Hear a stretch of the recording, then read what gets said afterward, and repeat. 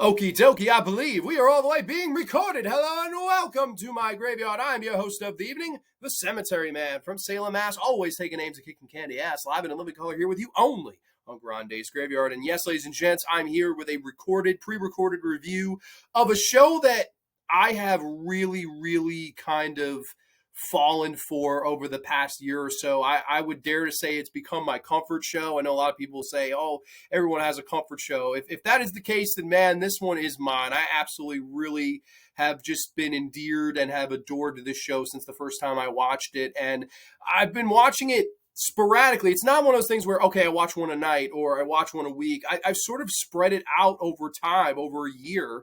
And I've watched through the entire first season of the show that I want to recommend to you guys today, the show I want to review the first season for, and that show is none other than Gokusen. Yes, Gokusen. We got a brief plot synopsis. Gokusen is the story of Kumiko Yamaguchi, a.k.a. Yankumi, a fourth-generation crime syndicate member. But she's gone straight and wants to be a teacher.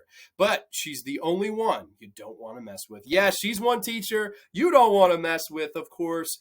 Gokusen, which of course was based on the Japanese manga, the popular Japanese manga by Kuzuko Morimoto, of course, which came out in I think the late 90s, early 2000s. And it was a really big hit, really big manga / graphic novel. And of course, they adapted it to anime, but they also wanted to adapt it to live action television. And of course, the idea was, hey, if these mangas are selling so well, if it's so popular, let's see how it translates to television. Now, they didn't give them a whole lot of money to work with. Of course, unfortunately, Japanese TV shows most of them don't have the budgets that they do here in the States, or they do here with some of these bigger streaming services. And this is long before the time of streaming services. This was 2002 when the first episode debuted, so that means it was shot around 2001 time. Of course, to me, the absolute best thing of this show is the lead actress, someone that I've always been a big fan of ever since I saw her in Ringu Zero, movies like Love and Pop. I'm a huge fan of this actress, of course, none other than Yukie Nakama. Yukie Nakama is born to play this character. Like she is so good as Yankumi, aka Miss Yamaguchi, if you will. I always call her Yankumi because that's what the students in the class call her. She is this woman who has lost her parents, and she now lives with her grandfather and a bunch of her cousins / I think some of them they're mostly cousins, that she lives with in this kind of little house. And she aspires to be a teacher. She doesn't want to be a part of this, Oedo family, which is what they're called. She doesn't want to be a part of their style, although she can kick some candy ass. She knows kung fu. She knows how to handle herself. She knows all these kind of ways to defend and fight for herself. And her idea is, hey, I don't really want to do what the Oedo family is doing. I want to be a teacher. I want to help, mold minds. I want to help kids with their problems. And she goes to the school, of course, with the principal, and this is great. He's played by Katsushi. I'm sorry, this is a tough name. Katsuisa Namasi. I'm sorry. That is a tongue twister, if you will. As Mr. Sawatari, of course, he's this fun vice principal of the school, and he's absolutely over the top with his facial expressions and his haircut, and the way he sells things with his eyes are hysterical, like laugh out loud, knee slapping funny on the show. And he assigns Yukie Nakama, of course, to Class 3D, and that's, of course, the juvenile delinquent-esque kids that have no futures, that may not graduate, that commit crimes, that don't look at people the way that maybe you and I would, or maybe a more obviously well-behaved person would. They're not good news. And she starts, and at first they're giving her a very hard time. Oh, you're not even attractive. They're saying all these horrible things to her, throwing things at her when she's writing stuff on the board.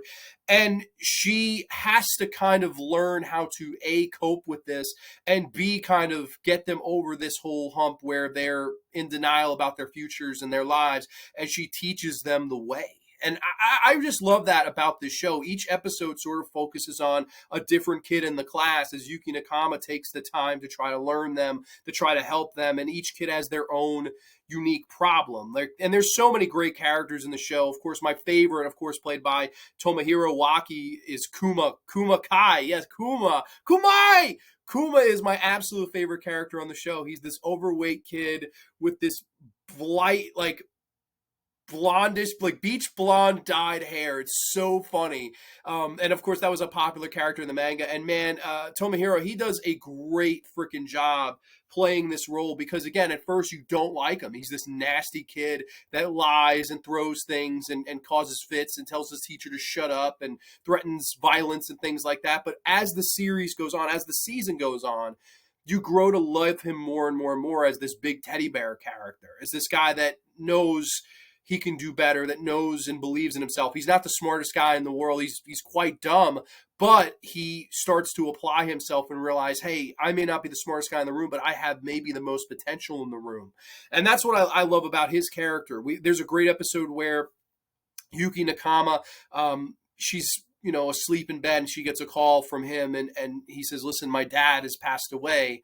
And, all the kids are sad, and they're there for Kuma, and the dad ran this restaurant, and Kuma did not treat his dad the greatest. And, he vows to take over the restaurant after he graduates, right? He has to get a certain grade to graduate, and Yukie Nakama, it's her helping him through this, and her saying, listen, it's a really noble and honorable thing that you want to live and take over for your dad with what he was doing. I know you didn't help him while he was here and alive, but it's the man in you that you're going to become that will take his shoes and take his place and take that restaurant and make it the best that it's ever been. And I love that style of the show. I think the beautiful thing about the show and why I've loved it so much and it's endeared me so much is its heart. I think it has a great heart and soul to it. And a lot of that's because of Yukie Nakama and her character's overwhelming positivity, overwhelming will never fail. We'll never fail. We will do our best. We will never surrender. We will never admit defeat. We will not fail. Because every day before she goes in the classroom, she puts her hand in the middle and she throws up. She goes, let's do our best. And then she walks into whatever mayhem is going on. And there's some really funny episodes too. That was one of the ones I liked more, the serious one. But there are quite a few funnier episodes. There's one where this kid, he doesn't come to school, and he's flunking out of school because he doesn't show up. She goes to his house and learns that he was bullied by kids, so that's why he's afraid to face school, and she teaches him how to defend himself in a way, and then he shows up for this big basketball game at the end and helps them win. I like that one too. And of course, there's the one of the most popular characters on the show, which I like the character. I don't know if he was my favorite, but it was Sawada Shin, who's played by Jun Matsumoto. He does a really good job as the lead kid in the class that always has Yankumi's back. He's like the moral compass for her to help her, guide her through how to deal with some of these kids, because even though he's a teenager, even though he has his own problems of his own at home, he's kind of like her moral compass to point her in the right direction. This is how you want to deal with Uchi, and this is how you want to deal with Kuma. I really liked his character as well, and they do hint a love thing there, even though I thought that was kind of weird between teacher and student. I was like, there's quite a few love interests in the series. There's this big detective that she's kind of crushing over for the whole season. There's few suitors of Yukie Nakama. And it makes sense. I mean, Yukie Nakama, it's funny. There's one thing in the show that is hard to believe, and they're all saying, oh, you're not even that hot. You're not even that hot. I'm like, dude, Yukie Nakama is one of the most beautiful women in the history of women. Bar none. I think Japanese women wise, she's my number one. I don't know if there's a more beautiful Japanese woman out there than Yukie Nakama. She is absolutely perfect. Just beautiful. And I always laugh, and they're just like, oh man, no. I'm laughing. I'm like, dude, anyone would kill to have Yukie Nakama be their teacher. And then of course it's their respect for her that grows as the series does. And I liked that. I thought that was really good. There's a lot of good episodes to this. Like I said, I think this is a show that everybody should give a shot. Now, it is streaming on Amazon Prime. Seasons 1, 2, and 3 are free. Unfortunately, with this season, I will say this. Unlike seasons 2 and 3, seasons 2 and 3 are in really sharp, good, high definition. They look great. For whatever reason, I guess they don't have the original. I don't know if they don't have the original negative. I don't know if it was just shot cheaply. I don't know the situation here. But the first season does look quite bad when you're watching it, streaming it, what have you. It's quite grainy. It doesn't look like they spent the most money on it, which is unfortunate. Now, I don't know. I don't know if that original camera negative exists. You could clean it up and it would look great, like seasons 2. Season 2 looks amazing visually. But I definitely think the first season is where the most quality is at. I'm halfway through season 2, and I'm liking it okay. It just feels like the same show different paint job in a lot of ways. It feels like a lot of rinse, watch, repeat with the same plots, but different kids. And I was totally more into the kids from the first year. Like, I believed them a lot more. And then what they do with the second season is a lot of the kids, they're like rip-off characters. It's not Kuma. It's a guy that looks exactly like Kuma, like down to the bleach blonde hair and the tubbiness. But they do bring, I thought it was cool for the second season, they did bring Kuma back as like this, every now and again, he'll pop up to give Yankumi street cred. I loved that. I thought that was great. And I don't know, I feel like I've learned a lot of lessons from watching the show, even though, people say, oh, you're 28. What more do you have to learn, or whatever age you are? I think that's the beauty of a show like this. It's like, you're never too old to learn old school lessons, right? They always say, you can't teach an old dog new tricks. Well, fuck it, man. You can teach me new lessons. You can teach me whatever the fuck. And I think that's the beauty of the show. I've learned a lot from rewatching these episodes over and over. And I really, really have kind of endeared myself to the show. And like, I will say one more thing. I love the dynamic of the show when it comes to, sometimes shows like this, they'll do, Yukie Nakama, and it's an all, it's boys and girls. No, this is an all boys school. So all the kids in the class are guys. And I like that it's her finding their sensitive sides to try to help them come out and be the best thems they can be. And I thought that was like my favorite thing about this show. It really spoke. I think it's more a show for men. Like, it's more a show for, younger or whatever hell age you are guy. I definitely think it's more demographic to like a young man, like a young teenage kid, that's still kind of making mistakes and things like that.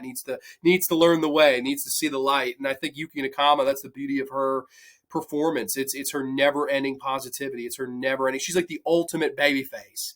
And that's why I love Yukie Nakama in this show. I think she's just excellent in it. I think she's really, really talented actress. And she'd go on to do so much good things. Like, I really like the show Saki. That's a show that not a lot of people are ever going to talk about, but it's sort of horror-esque. She plays this like pediatrician that by day is this nice pediatrician, but by night is this master manipulator that can trick you into killing yourself. I mean, it's a crazy show, Saki. That's another one that I would like to review another day. I'm all about Yukie Nakama television. I just think she's a money actress, and this is her best role. Like, there's no doubt. She plays this role so well.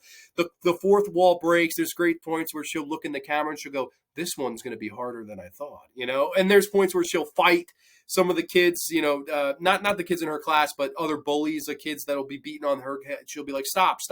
And they'll attack her and she has to do her kung fu moves. That the fighting scenes don't look the greatest in the world. They do look very awkward. But again, Yukie Nakama is not actually a trained fighter. So there's only so much you could do with the actual actress. But I don't know. I think this show has charm. I thought this show has soul. I think this show has heart.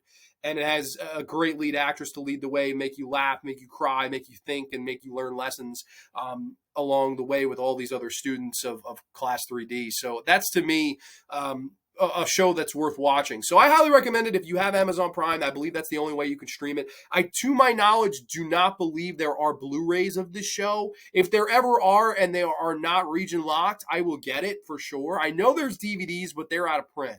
So good luck getting those. Obviously, the best way to do it is just to have Amazon Prime. You can stream them all for free if you pay for Amazon Prime. But I think obviously I would love to see selfishly like a remastered version of the first season, because that would be so freaking cool for me. Because the only knock I have is, it looks a little bit grainy. It looks a little bit rough around the edges, but the show itself is top quality with great storytelling and acting talent. So I highly recommend Gokusen. I really love this show. I think, as time goes by, I am going to finish it. I am going to get through seasons 2 and 3 over time. And then I definitely, maybe will review seasons 2 and 3 when I get there, whenever I get there. But it's a show that I just wanted to recommend. I don't do this very often. I don't do TV show recommendations very often, but this is one that just kind of caught my eye, and I've keep coming back to after all these, months and things like that. So I was like, you know what, let me shine some light on Gokusen. So long live the legendary Yukie Nakama, long live Gokusen, and everybody, thank you so much for watching this review of Gokusen season number 1.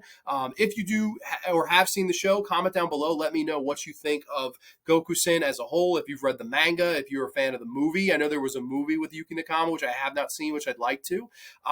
There's a lot of Gokusen content. So if you have seen it or are familiar with it, please let me know. And if you eventually really check it out because of this, please let me know. That would be the most humbling thing in the world to know that you guys watched anything because I said it was good. So that would mean a lot. So everybody, thank you so much for a safe, happy, healthy stream here, or pre-recording. We'll be live tomorrow night on Grande's Graveyard with Graveyard Horror Movies. I'm very, very excited for that. And you can catch me next time only on the Graveyard. Too sweet, peace. Toodles.